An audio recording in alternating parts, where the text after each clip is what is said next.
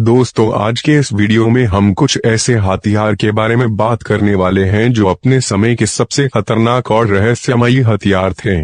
तो चलिए बिना देरी किए वीडियो को शुरू करते हैं।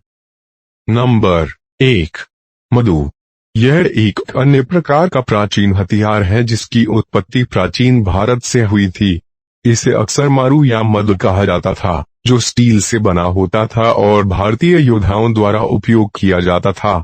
लंबाई में 24 इंच और वजन में 3 पाउंड से 14 पाउंड के साथ हथियार काफी गंभीर चोट पहुंचा सकता है। आकार काफी अनूठा है। इसमें एक क्रॉस बार है जो हैंडल की तरह काम करता है। प्रत्येक तरफ ब्लैक बक हॉर्न देखा जा सकता है जो विपरीत दिशाओं में इंगित कर रहे थे। इस प्रकार के हथियार में विभिन्न प्रकार की विविधताएं थीं, जिनमें से एक में ढाल अतिरिक्त था जिसका उपयोग रक्षात्मक कार्यवाही के लिए किया जा सकता था। मूल हथियार ब्लैक बक हॉर्न से बनाया गया था, लेकिन जैसे जैसे समय बीतता गया इसे स्टील से बनाया गया। इतिहासकारों का मानना है कि इस हथियार की उत्पत्ति आक्रमण के बजाय रक्षात्मक हथियार के लिए की गई थी। इसके दक्षिण भारत से आने की संभावना है। यह हथियार ज्यादातर काउंटर चालों को बंद करने के लिए उपयोगी था। इंगित भागों के लिए उनका उपयोग आक्रामक हमलों के लिए किया जा सकता है, जैसे कि थ्रस्टिंग और स्टैबिंग। नंबर 2, सम्मोहन करने वाला हथियार। यह वास्तव में एक हथियार नहीं बल्कि एक कुलीन सैनिक था। वे सिकंदर महान सेना में सेवारत पैदल सैनिक थे। प्राचीन ग्रीक शब्दों में हिपस्पिस्ट का अर्थ ढाल वाहक होता है। वे अपने साहस, चपलता और ताकत के लिए जाने जाते थे। यह आज की सेना में विशेष बल की तरह है। कभी कभी राजा की सेवा के लिए बहुत कम संख्या में हिपस्पिस्ट नियुक्त किए जाते थे और उनका रॉयल गार्ड बन जाता था। जब सैनिक बड़े हो गए तो वे दिग्गज बन गए। वे सिल्वर शील्ड्स में और 11 स्पेडोर बने क्योंकि वे सिल्वर शील्ड धारण करेंगे। उनकी उम्र और अनुभवी प्रतिष्ठा के बावजूद उन्हें प्रदान नहीं किया जाना चाहिए। वे बुजुर्ग योद्धा हो सकते हैं, लेकिन उनके अनुभव और लड़ाई में कौशल के कारण उन्हें गहरा डर था। Number 3, Spartan hoplon shield. Spartan योद्धाओं द्वारा उपयोग किए जाने वाले परिपत्र ढाल है।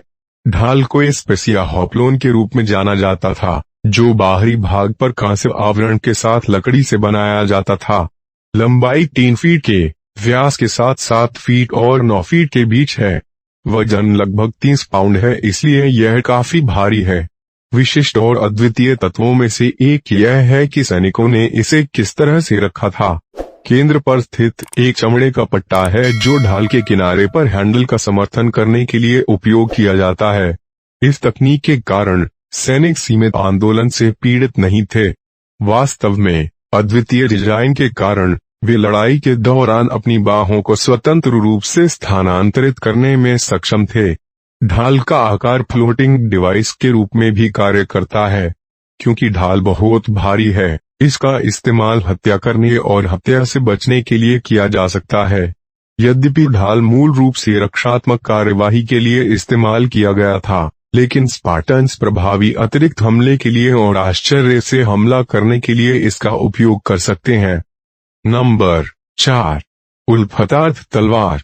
मजबूत, हल्के और लचीले वाइकिंग उल्फतार्थ ब्लेड को क्रूसिबल स्टील नामक आश्चर्यजनक शुद्ध धातु के साथ बनाया गया था। यहाँ तक कि आज के सर्वश्रेष्ठ लोहारों को इस सामग्री को पेश करने में कठिनाई होती है, जो औसत मध्ययुगीन तलवारों में पाए जाने वाले की तुलना में बहुत बेहतर है। वाइकिंग योद्धाओं ने इतनी उन्नत तलवार कैसे विकसित की, यह आज भी एक रहस्य है। हालांकि मध्य पूर्वी व्यापार ने उन्हें कुछ तकनीकी संकेत लेने में मदद की होगी। नंबर 5, खांडा। इस हथियार की नोक कुंड थी, इसलिए यह अपने दुश्मनों को तिरछा करने में बुरा होता। लेकिन भारत के खंडा को इसकी आवश्यकता नहीं थी। इसके भारी निर्माण ने इसे एक आदर्श चॉपिंग डिवाइस बना दिया और कुछ तलवारबाजों ने हथियार से दांतेदार किनारों को छोड़ दिया। देखने के लिए धन्यवाद। अगर आपको यह वीडियो पसंद आया तो कृपया लाइक बटन पर क्लिक करें और चैनल को सब्सक्राइब करना ना भूलें और सभी अपडेट प्राप्त करने के लिए घंटी को ऑल पर सेट करें। अगर आपका कोई सुझाव हो तो कृपया कमेंट बॉक्स में लिखें। यह भी लिखें कि आप किस विषय पर अगला वीडियो चाहते हैं। धन्यवाद।